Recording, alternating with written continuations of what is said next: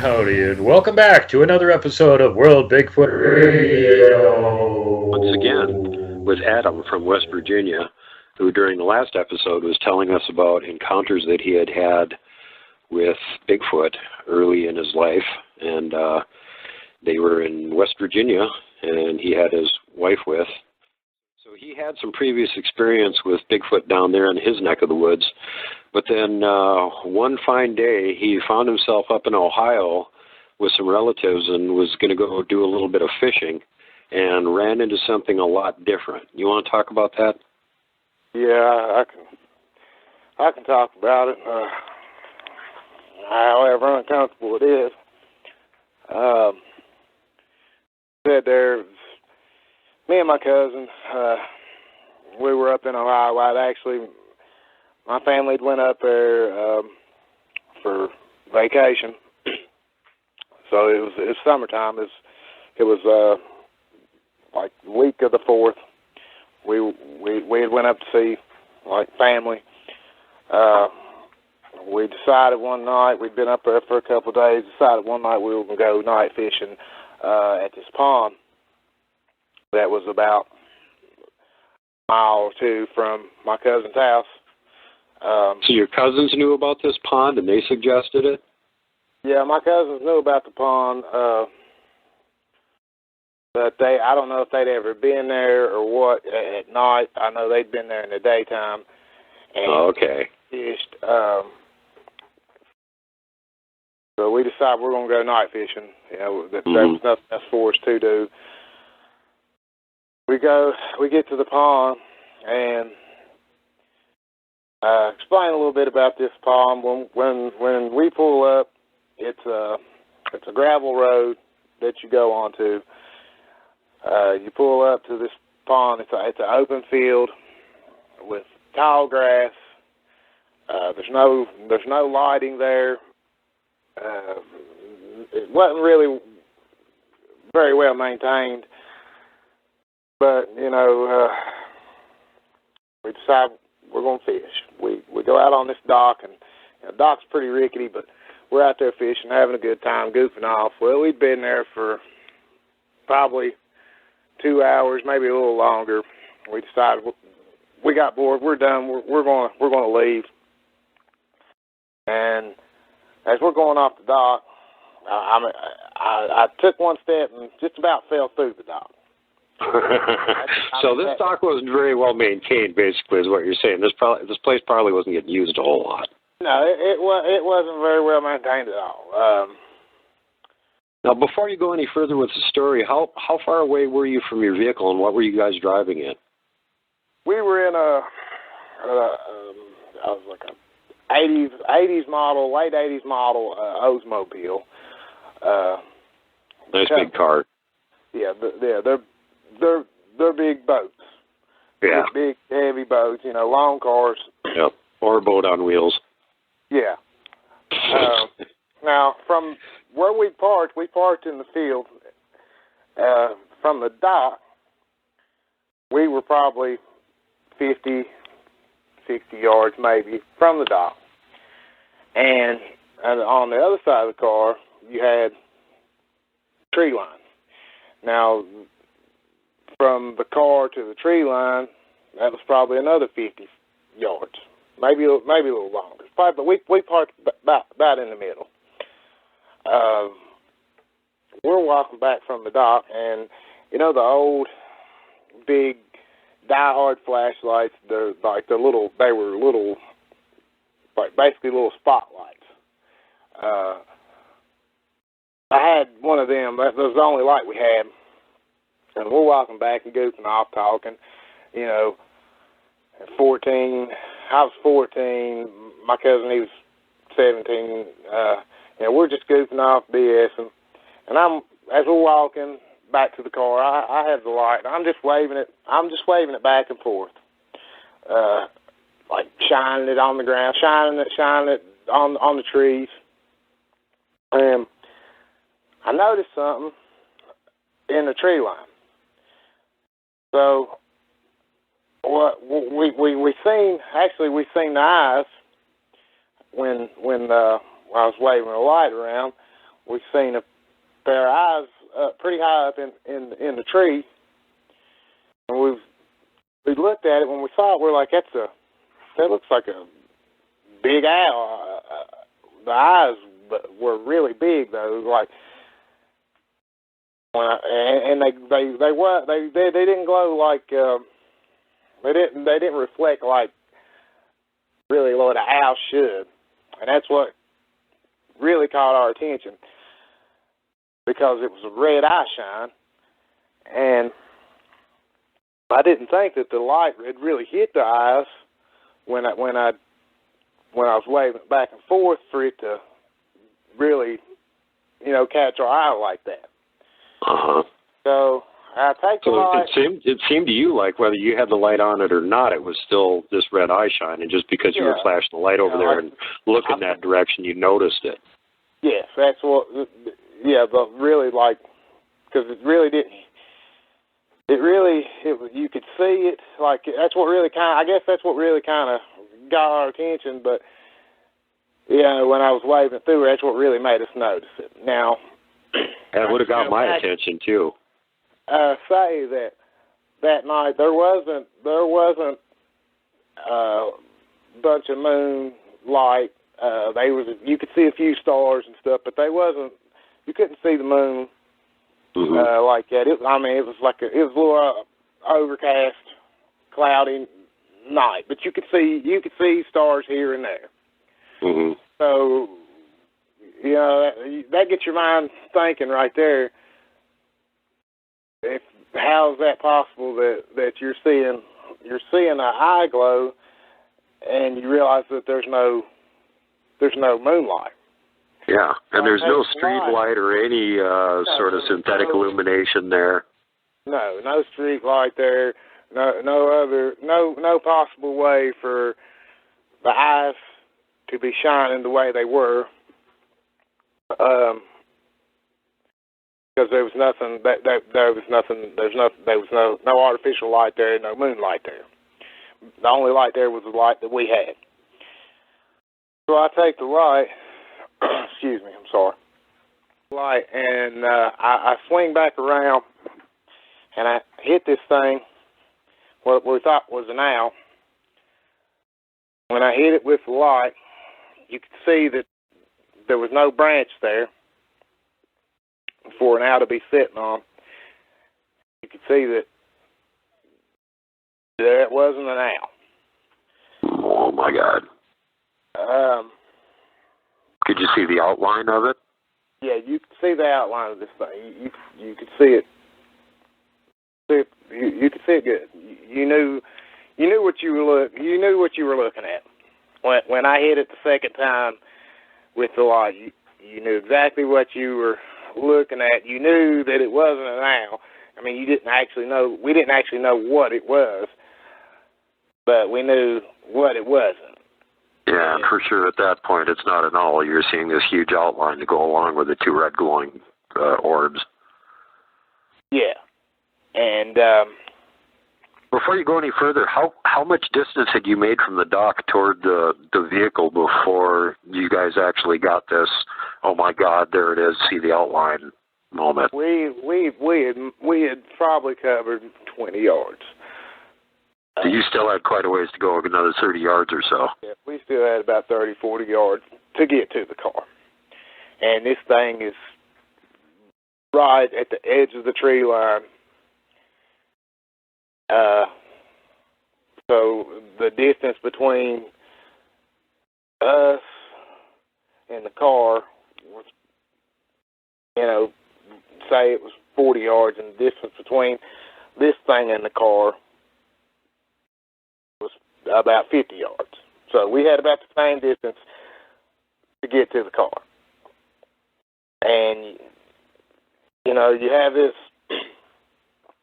have this shock moment that you're like, your mind starts working like, what is this? What is this that I'm looking at? Yeah. I mean, you see this red eye shine, and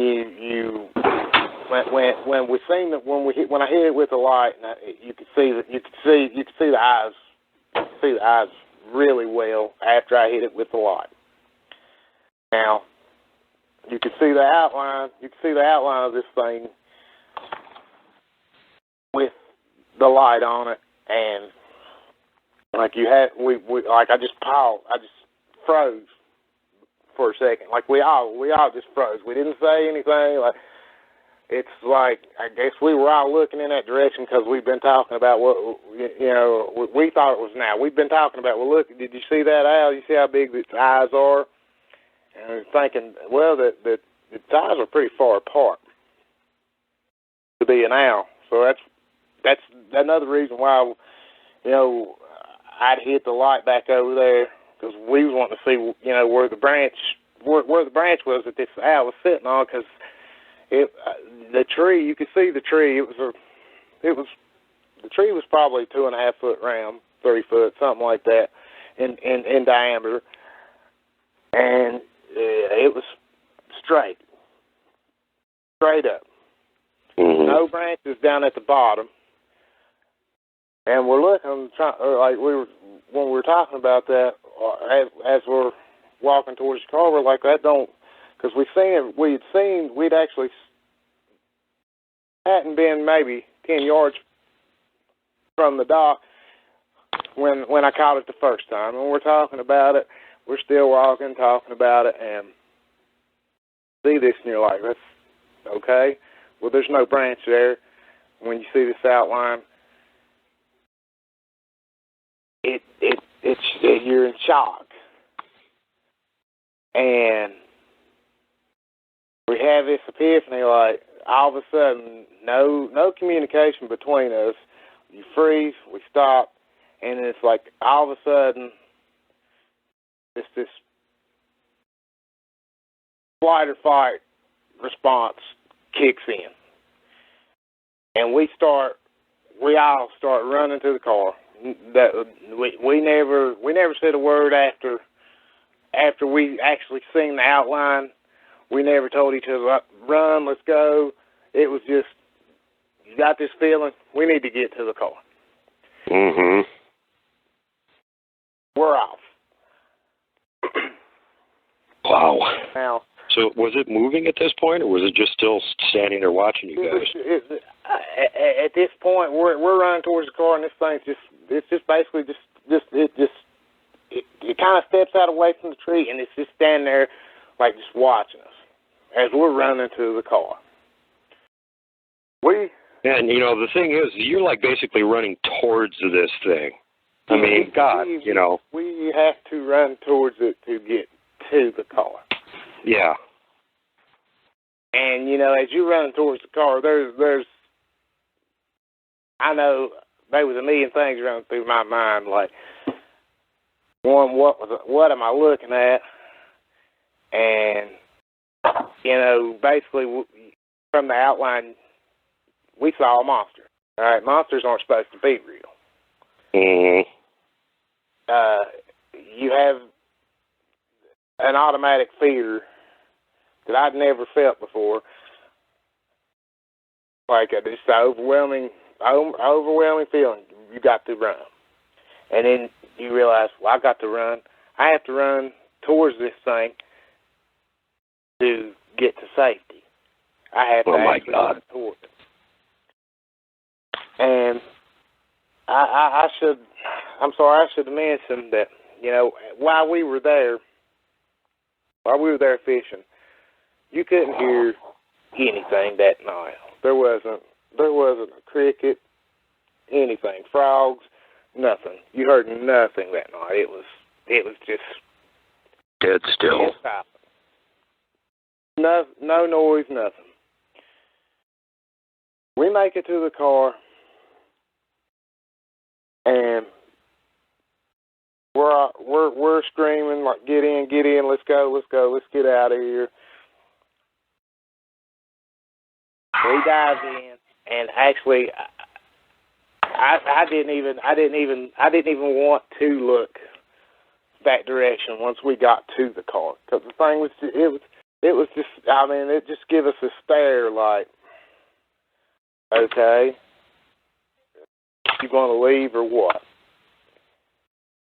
And by the time we had got to the car, 35 yards, this thing, we were in the car, and this thing had already covered a distance of 50 yards. I'm screaming at my cousin, start the car, let's go, we got to get out of here. We need to leave.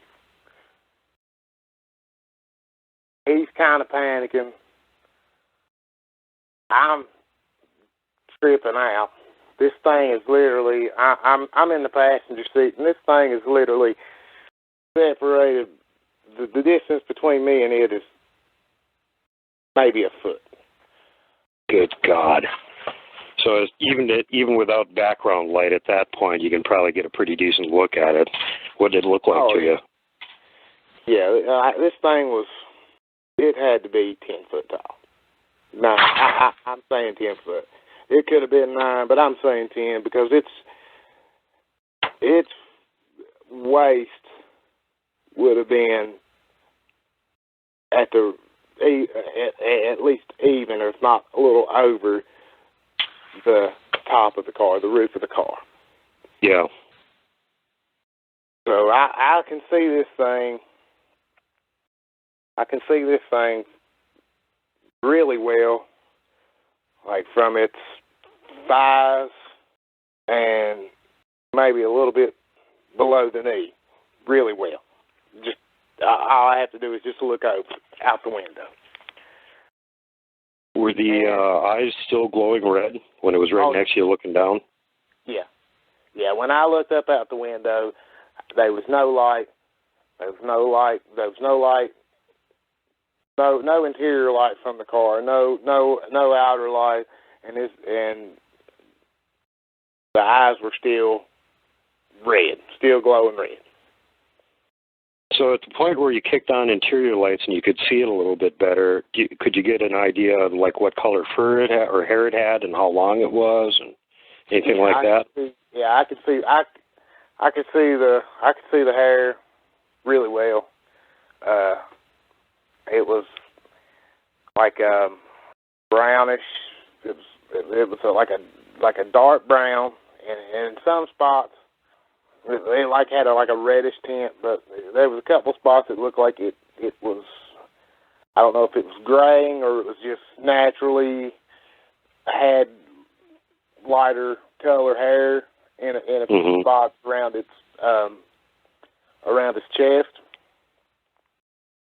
The hair, 2 to 3 inches on the chest and legs.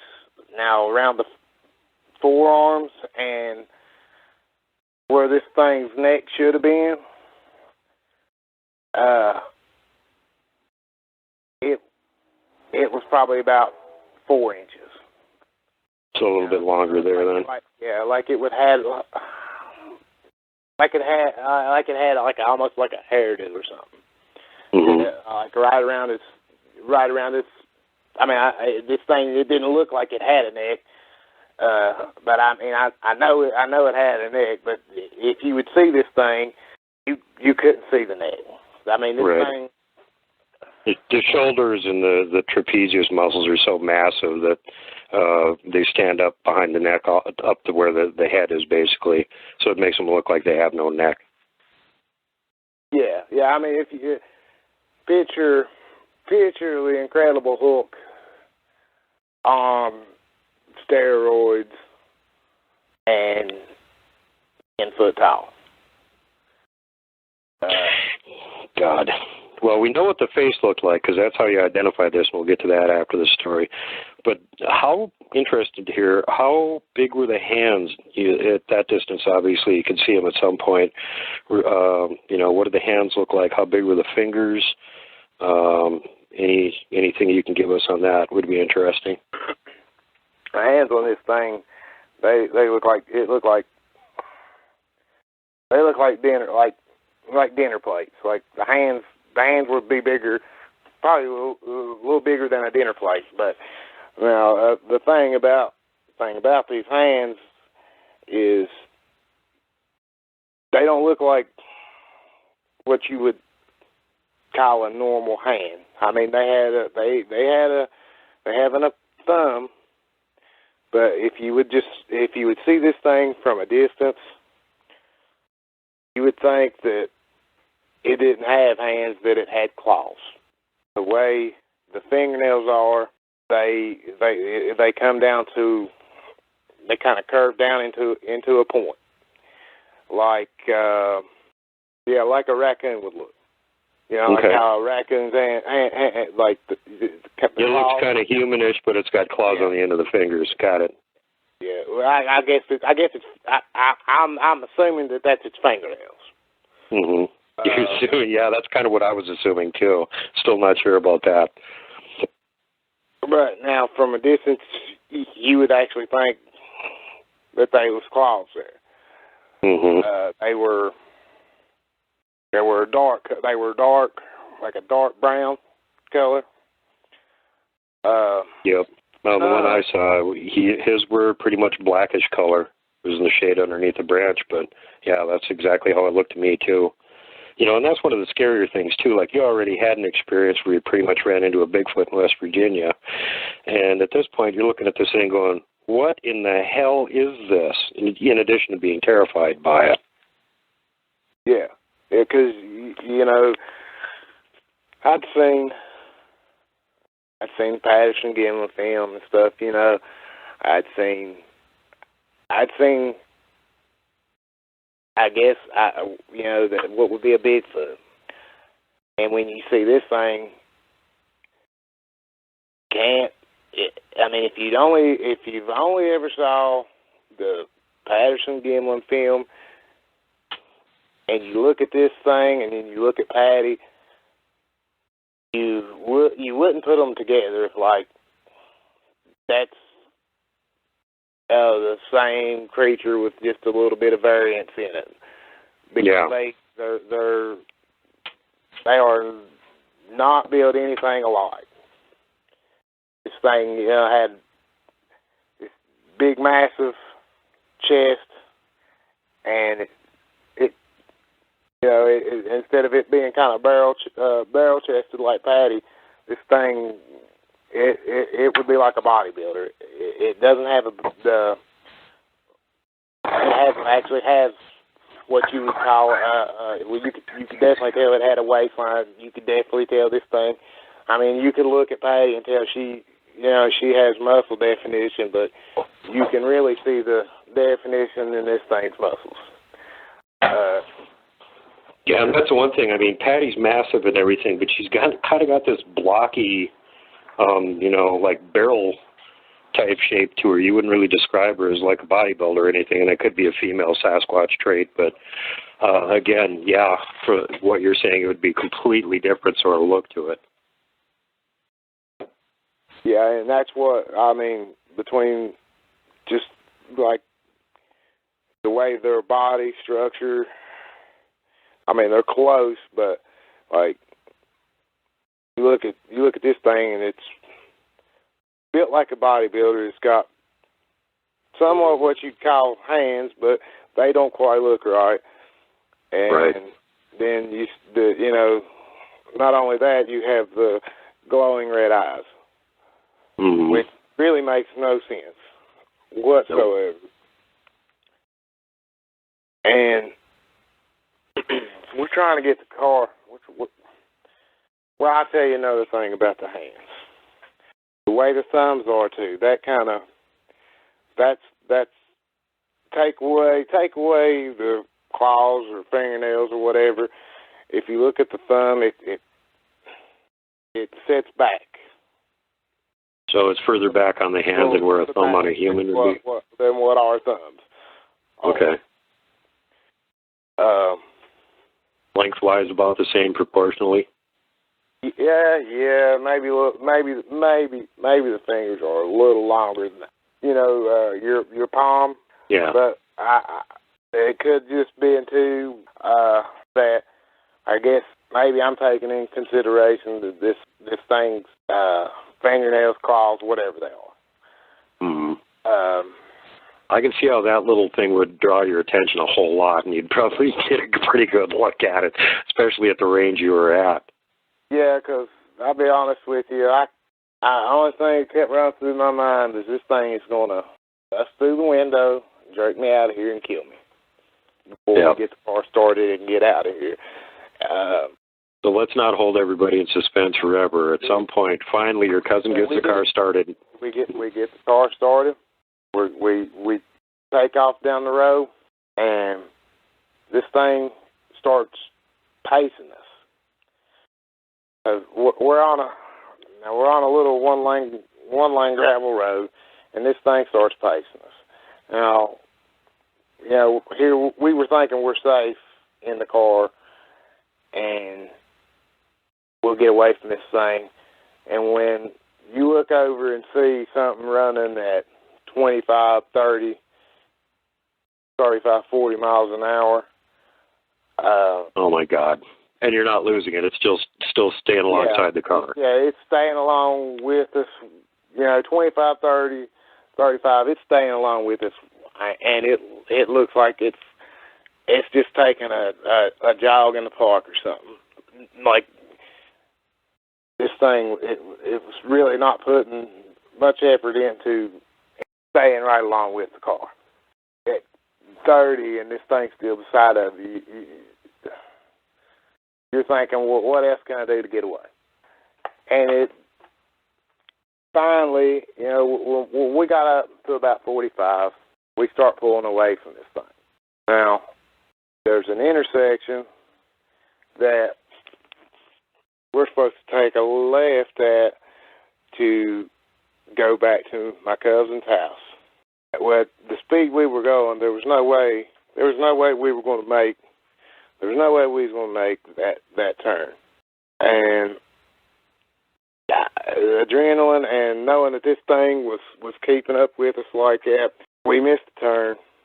We go straight through the intersection, go down the road about a mile or so, and there's a gas station, and we stop. We stop at the gas station, and we're tripping out, and we're talking about, what was that? What just happened? And we're trying to calm down, and then you realize that we got to turn back around, and we got to go back up the road. You get to where your cousins live in the trailer park. We have to go back up the road and hang a right. Oh, my God. To his house. Now, we're going back up. We sit there for a little bit, kind of get calmed down, realize what we got to do. We have to do it. We go back up the road. And when we get to the intersection, this thing, it's waiting on us there. Back, like, not actually standing in the intersection. It was back on the gravel road a little bit. But it's just when we come up the road, the headlights hit it. That instant fear, bam, everything right back. Oh my God! And we're thinking, we don't know we don't know what to do at this point. We don't know what's going on. And the thing, it's standing there like it knew we had to come back. And wow. I'm telling my cousin, I keep screaming to him, don't slow down. Whatever speed you can make this car, make the turn at, don't slow down. If the thing steps out in front of us, just hit it. At that point, because yeah, I mean, there was nothing else. There was nothing else for us to do. No, unless you got a bazooka with you or something. A big old giant boat from that era would be a perfect weapon. Yeah, I mean, we didn't have anything. It probably wouldn't have done us much good, but we didn't have anything anyway. The only weapon we had was the car. But how far were you from the intersection when you caught sight of them with the headlights of the car? Were you pretty close at that point? Yeah, we were close. We were close to the intersection because where it was, it was just right back up. It might have been 30 feet from the intersection. So as we're it just laid back right-handed to go back to the trailer park, and if we just kept going straight, you go off the asphalt onto a gravel road, and the way it might have been 30 foot back, because as we're still straight before we got a gradual turn right. In order to go, yeah. Yeah, in order to go, it's just there, and I know we had he had his high beams on because we're paranoid out at that time. We won't see anything. Oh, that might have helped you, blind them a little bit with those high beams, keep them from seeing what the hell's actually going on. Like I've often thought about, like, why was this thing this stand there and kind of give us not really a smile. Oh, did you get the evil grin? Did he give you the evil grin? It wasn't really a smile, but you kind of half smile grin type. Yeah, it looked like I know I could hurt you at any time, and you know it, and I know it. It just stayed there and kind of just watched us as we went through. And lucky for you guys, and he didn't pursue after that you saw him anyway. No, not that we saw. So when you got back home to where your cousins live, what did you guys do then? We go in the house and we just go, we go straight to his room. Not really said so much, but it was like, there's no need to tell anybody else because nobody's going to believe it. For one, they'll think, we're just making stuff up, and let's never speak of it again, type deal. And I didn't really want to talk to anybody, and I know he really didn't want to talk to anybody. It was just like, thank God we're alive. We made it. We're safe. Let that be the end of it and try to put it behind us, and we'll act like this never happened. Yeah. Type deal. Yeah. Because who are you going to tell? You don't even know what the hell this thing is that you saw. How are you going to prove it? Who are you going to tell? Yeah. Well, who would believe us anyway? Well, me.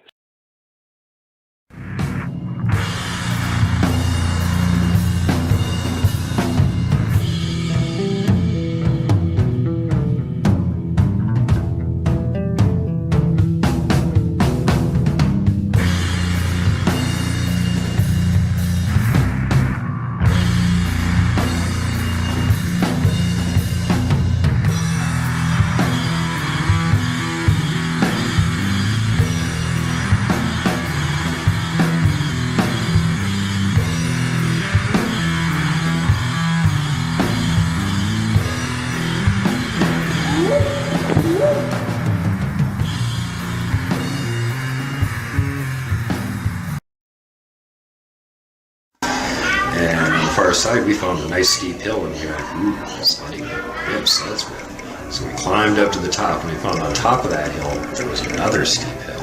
So we climbed up to the top of that one, and on top of that one, setting at another angle to it, was a third steep hill. So we were in hog heaven. We were like, man, we're going to make the ultimate luge run ever. And it's about in the 20s today. The snow's kind of melty. We could make this really great sledding run. This would be awesome. So we spent all afternoon making this awesome sledding run. We made sleepers and magnets and everything on it. And then we said, okay, it's too wet to use it now. We got to come back after it freezes. So 2 days later, it was 20 below. And it was afternoon, second week in February 1972.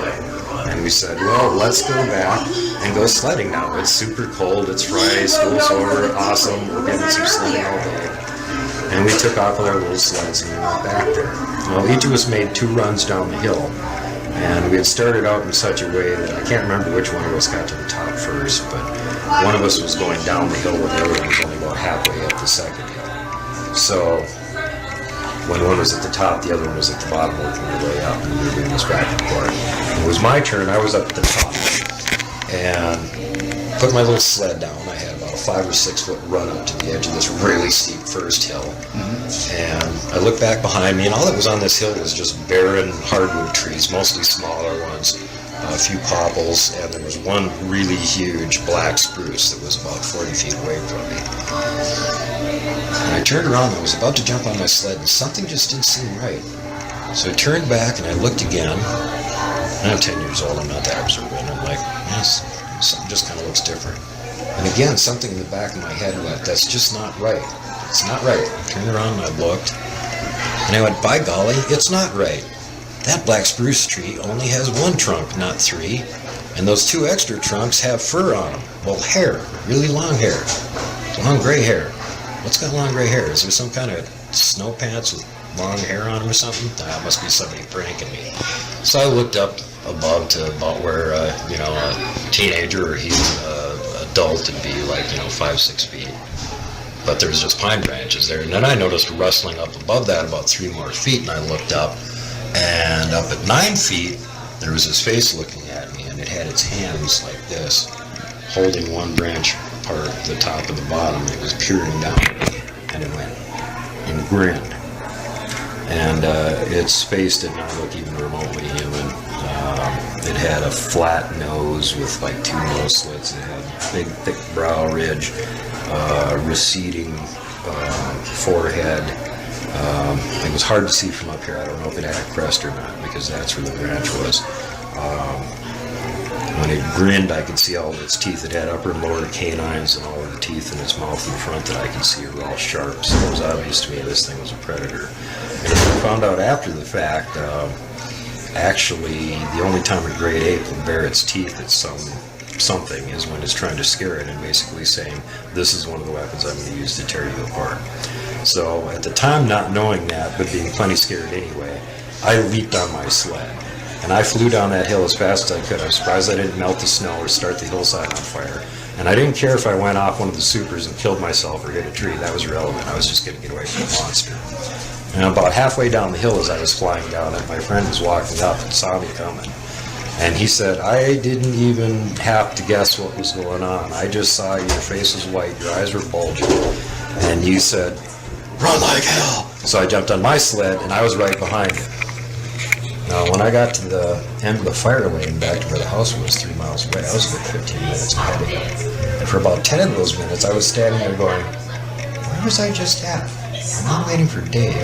Why am I waiting for Dave? I had hysterical amnesia and completely forgot that whole incident for 2 years. And finally, at one point, my friend Dave was we had just a little gathering with me, him and 3 or 4 other friends, and he said, remember that time we went sledding out there at the end of the fire lane? I'm like, no. Yeah, we went across that bog and we found those really steep hills, all the 3 of them stacked up, and I'm like, no. And he goes, yeah, and you were coming down the hill really fast, and you said, run like hell. And it all came back. And just went, you asshole, why did you remind me of that? And for like a month, I wouldn't talk to him. Wow. Because it was so traumatic. Actually, I'm still getting treated for post-traumatic stress to this day, and that's one of the things that I'm getting treated for. But when you're 10 years old and you see a 9-foot predatory monster, it's not a comforting thing. And it also ruins your belief in authority figures and your parents, We told you that there is no such thing as monsters. And look, there's a freaking monster right there. Now don't tell me there's no such thing as monsters. And I see bears all the time. I live a mile from the county dump. There's 3 or 4 of them in my yard every week during the summer. So it isn't like I'm staking, and this is in the middle of winter. Second week, 20 below. So bears aren't going to be out wandering around anyway. Plus they're not 9 feet tall with, 8 to 10 inch grayish white hair, especially in Minnesota. Although it did have claws on its hands, which is another thing that threw me. It took me years to figure that one out, because of course all the Bigfoots that they show, including Patty, didn't have claws or anything like that. It took me a long time to research to find out a grill of sharp, massive teeth. So that's it. Wow. And I haven't told this a million times like Bob Gimlin has the Patterson-Gimlin film thing, so. It was scared the hell out of me. That's right. You think you're scared? I've seen the son of a bitch. I'm fucking scared. And the second time I ran into one who was in the dark and he was sitting on a for me to walk into him. That was way scarier. Thank you so much.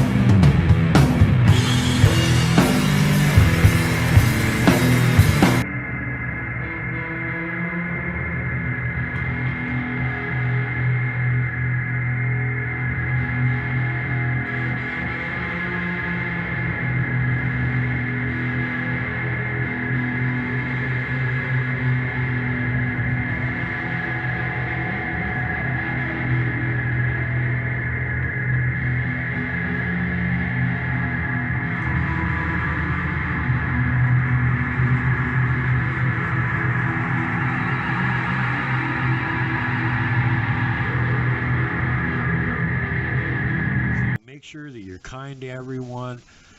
Safety first, last, and always. Pay it forward. Don't be mean to people if you don't have to be. Don't flip off the mountain giant. Don't poke Dogman with a stick. Don't punt the puck, would you? And for God's sake, whatever you do, do not hug the Wookiee.